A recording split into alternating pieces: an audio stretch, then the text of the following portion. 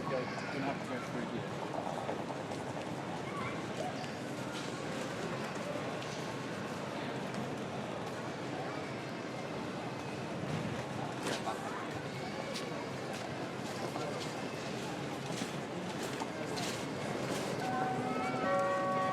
Dette en henstilling til alle passasjerer.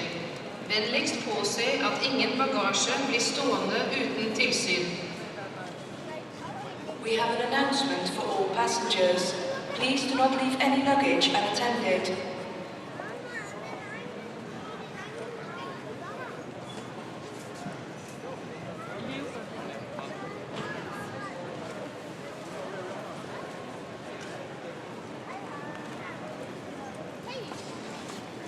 We're going through here.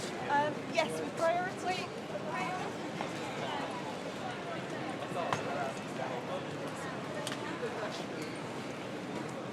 There's a lot more.